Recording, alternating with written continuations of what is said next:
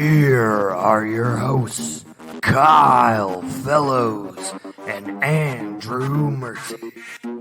This is the Draft Fellows Podcast.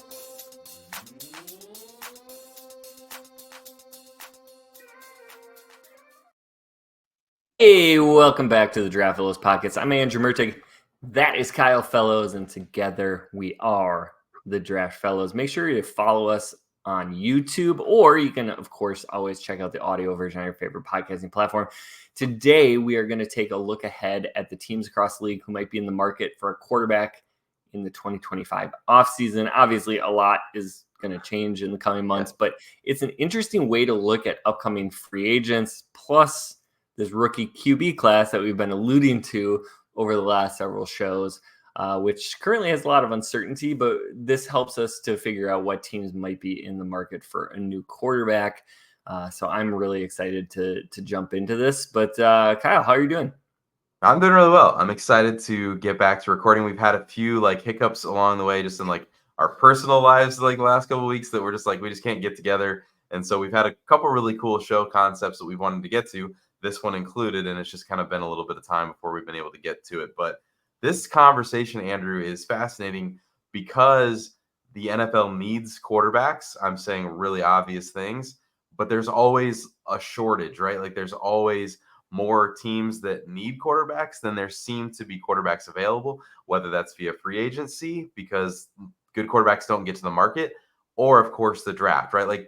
There's always quarterback hungry teams that don't get to come out of the draft with a quarterback because they don't pick high enough or they just don't have the opportunity to get up high enough to get the one that they want. So this is early, like you said, but we want to take a look at who's going to be after these guys next year. And I think it's really going to be a fascinating conversation. Yeah, so simply we're going to go division by division, talk about each team, if we anticipate that they will have a need for a quarterback, if it's maybe more in that uncertain category, or if they're no, they absolutely have a rock solid option. They will not be in the market for sure this offseason. And of course, I want to eliminate a few different things. One, yes, some teams will draft quarterbacks that already have a starter in place to be a backup. We're not talking about a day 3 quarterback pick. We're not talking about a cheap veteran option. We're talking about, is somebody going to invest a first round pick and or pay a top of the market free agent a la Dak Prescott to come play quarterback for them. And then we're also not talking about freak situations. Of course, there are unfortunate injuries, and sometimes players don't recover from those, and that changes a franchise's plans long term. But we're really just looking at what we can anticipate going forward. So let's jump in with the AFC. And I think the first place that we go to often is the AFC East, because that's the order that I picked. And we start with the Buffalo Bills. Kyle, you think Josh Allen's going anywhere? Yeah, man, this is the time. They're just gonna have to pick the next guy. And no, I mean, obviously Josh Allen's gonna be there, and they feel really good about the situation that they have in Buffalo. There's a lot of things that need to be worked out with the Bills, and it kind of feels like the rest of this roster is being kind of turned over right now. But I think the quarterback situation is probably the one thing that we can feel pretty good about, that it'll be pretty stable going forward. Yeah, I would definitely say so. The Bills may be in the market for a day 3 rookie quarterback this upcoming year, based on the action that they've had at backup quarterback over the preseason. Mitch Trubisky hurt, their third stringer hurt. They are going to play their third preseason game with 2 players who have been on the roster, I think one for a week and one for 2 or 3 days. So good luck. Yep. I don't know what kind of play calling you can get away with that, but hoping to see some Ben DiNucci this weekend. Oh, that's fun. Yeah, for sure. Miami Dolphins, they just paid Tua a whole lot of money, so I don't anticipate Miami is going to have a need at quarterback. No, I think this is a similar situation as well. I think this is one that it's not the same as what you say with the Buffalo Bills, but in the NFL, we know that contracts kind of suggest plans, right? Teams get locked into these things. And I think Tua is a very good NFL quarterback, and to the point where the Dolphins said, we're willing to put our money where our mouth is. And so he's going to be there with the Dolphins for the foreseeable future. And we don't really need to consider the option that at least in 2025 that the Dolphins will be looking for a different plan there. Yeah, and the New England Patriots, of course, just selected Drake May. You don't take a quarterback top 5 and then give up on them immediately. I know everybody likes to point to Josh Rosen, who I don't think technically was top 10 quarterback. I think he was like 11 or something. But that situation is probably not going to be repeated for a very long time. And also Drake May, it looks like the Patriots are going to do this the right way. Yes, he may be named the starter, but they're bringing him along slow. I think they're going to come up with a game plan that allows him to be a little bit more comfortable than your typical rookie quarterback. There's definitely no way they're just going to give up on him at the end of year one.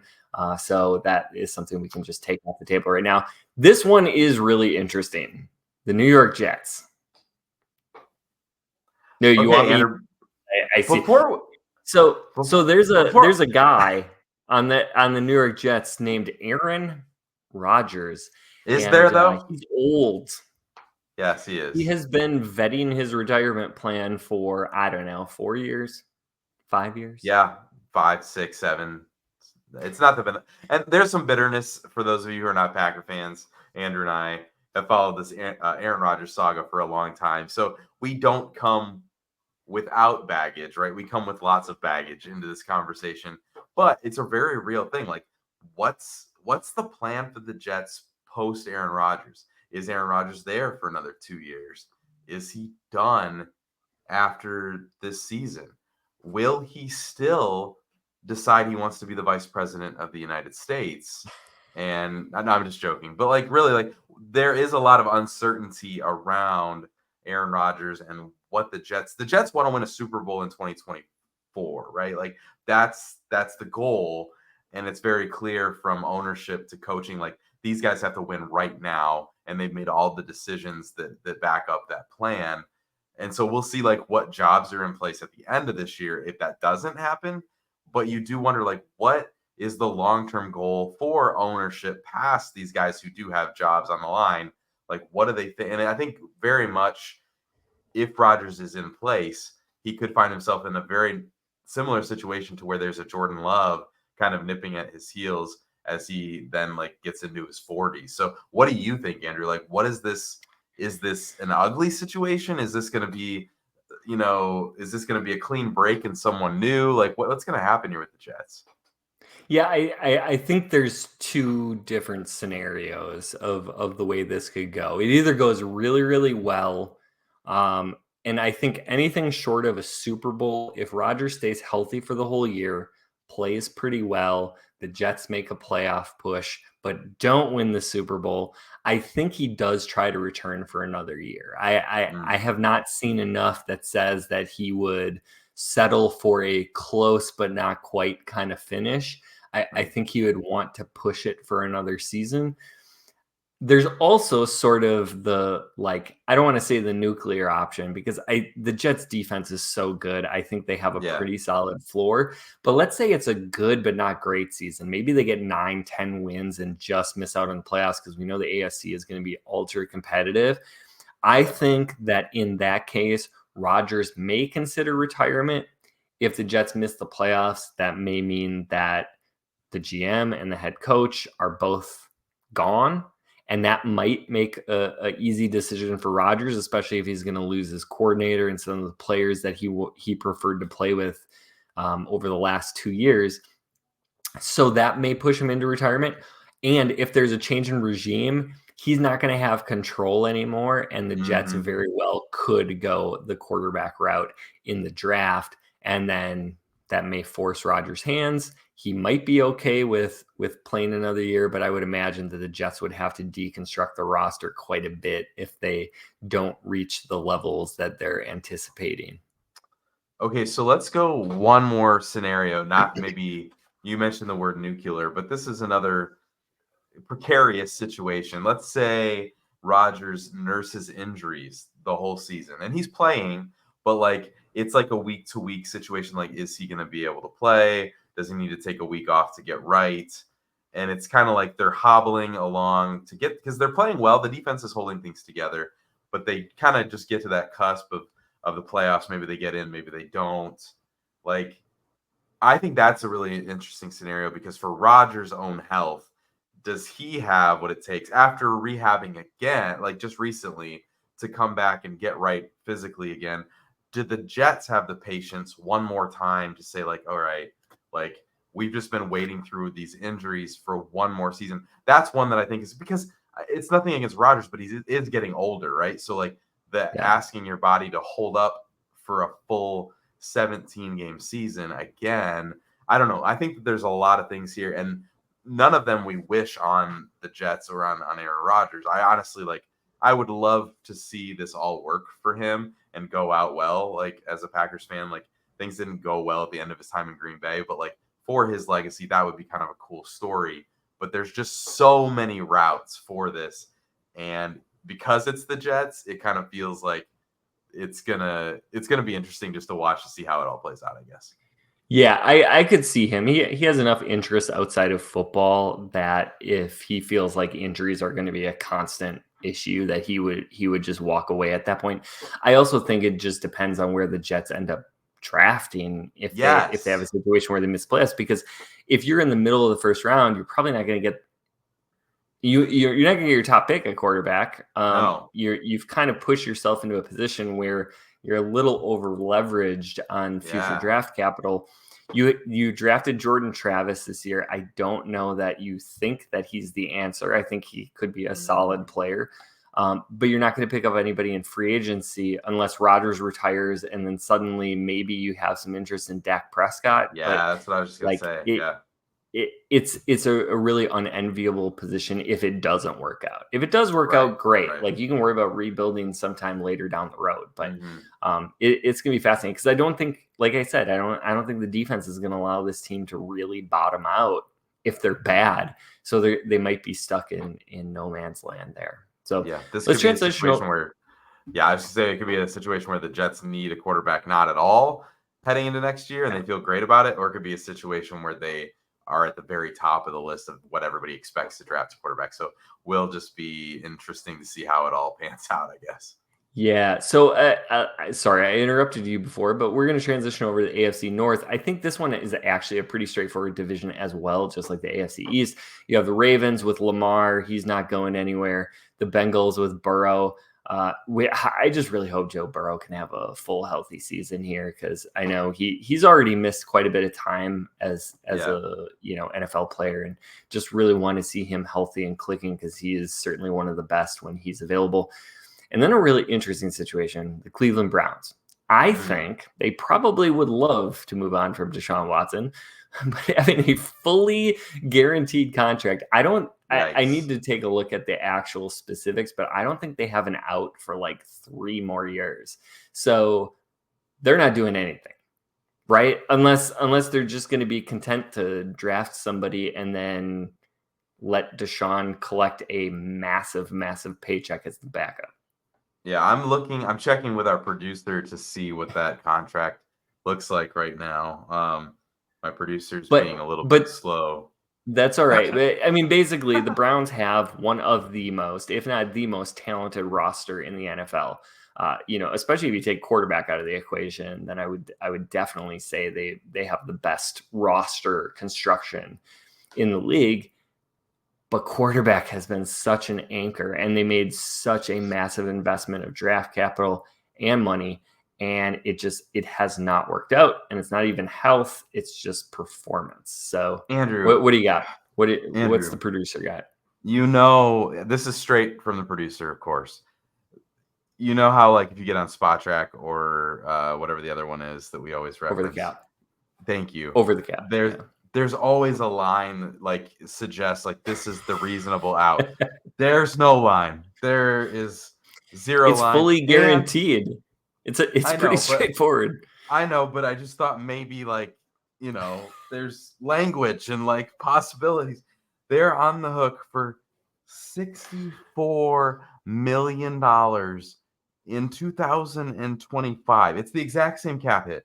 2024, 2025, 2026 are all within a few $100,000 of $64 million as a cap hit with no suggested out. So Deshaun Watson owns the Cleveland Browns, and as you said, like this is just what it's going to be. And like I don't know, like you're right, like they would just have to say we are better off drafting a quarterback, and like the team, what is that, like eating like a fifth of our team cap total for like a fourth of the team cap for the next 3 years just to move on. Like it seems unrealistic, but I did not realize. I knew it was bad. I didn't realize it was quite that bad.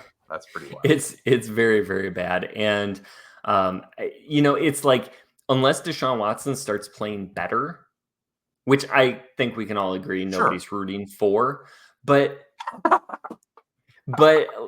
like unless he starts playing better, they can't even do anything with that number, right? Like, you're not going to put void years on the end of this contract. No, because it's going to destroy you going forward. So it's a bad situation. I think it's just so much more fun to say it this way. He has a $200 million dead cap in 2024. Now it gets like, obviously they're not cutting him this year, but he still next year has a $137 million dead cap that would then be spread over the last 2 years. Like those are just bonkers numbers when you think about the blank check that they wrote to him. Yeah. And so even if they do a post June 1st, it negates, you would essentially have no savings. Right. So you would just be swallowing that. And then think about if they do say like, okay, Deshaun's not the answer, we really screwed this up. They go to a rookie, like maybe they have the top pick. Do they have a pick to be able to? I don't even know what their draft capital is. Yeah. They have picks back now, right? They'll have capital to be able to maneuver to do that. That player will not be supported as a consequence because they won't be able to go in and like bring those other players in to surround that rookie for almost 3 years. So the ramifications are crazy, and all the teams that were bidding against the Cleveland Browns just need to send them a giant thank you note that they lost out on the Deshaun Watson sweepstakes. It's just a pretty mind-blowing thing to consider what happened in that unprecedented contract and how it all happened. Yeah, and this is not a Cleveland Browns specific episode, but also if you have been paying attention, they have spent the most cash in the league over the last several seasons. Like every year, they're giving out more and more and more guaranteed money. And so they're starting to get into Saints territory.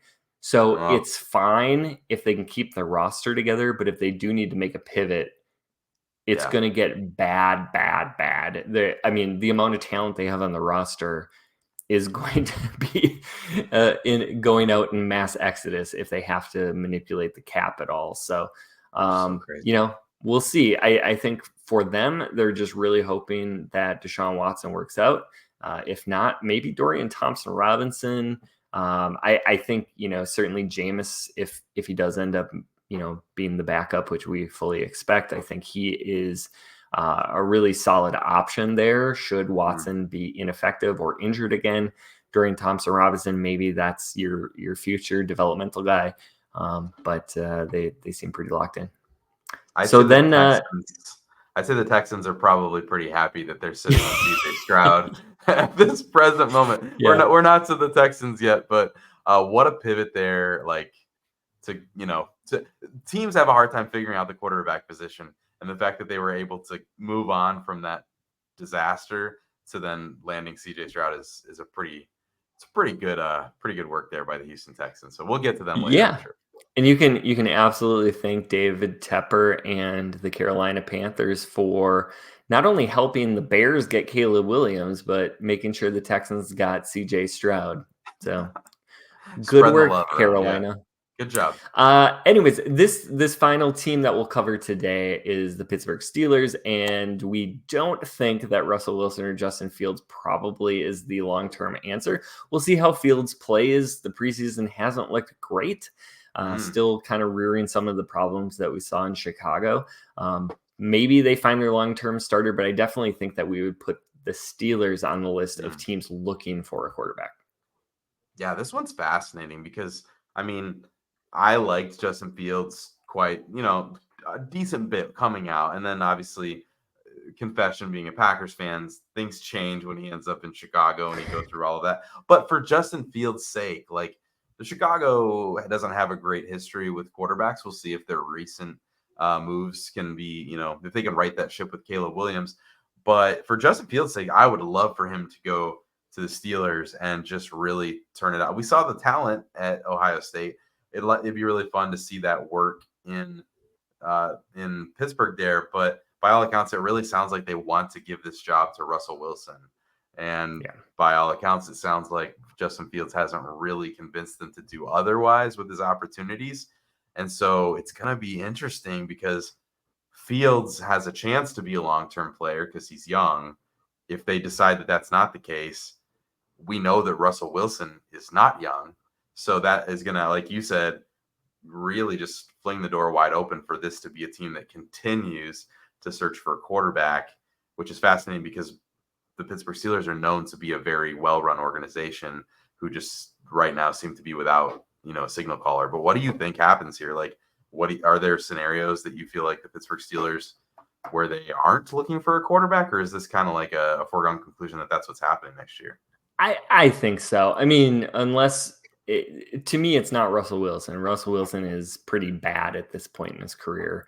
And I don't think that anything's going to change. I think the way the Steelers are going to want to run their offense, Russell is not going to be a good fit. And I don't imagine that he is going to be on the field very much past the midpoint of the season. So I do think Justin Fields is going to get every opportunity. Maybe they can bring him along. Maybe not. And maybe with Arthur Smith, you're just going to run the ball so much that the threat to run and throw the deep ball with Justin Fields is going to be enough to get you through the season. I just don't think that that's what you want long-term as an organization.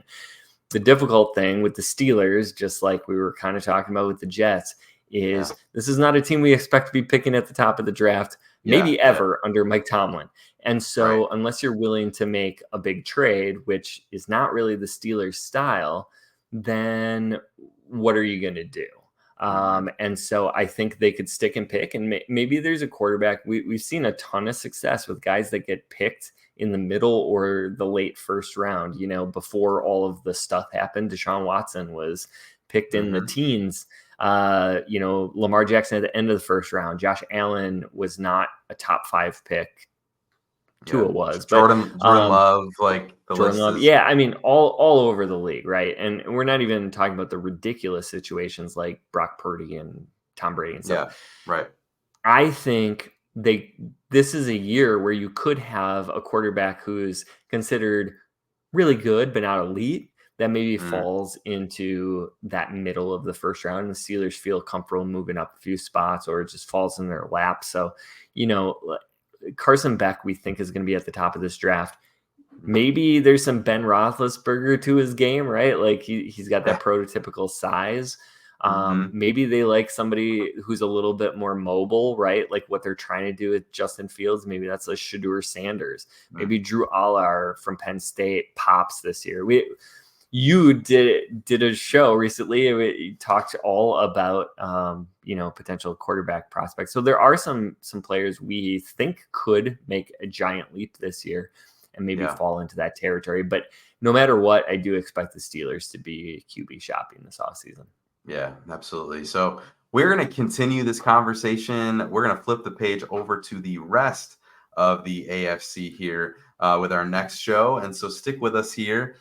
Come back for that on the next show. But from the draft room to the gridiron, the Draft Fellows have got you covered. Until next time, stay tuned and stay in the game.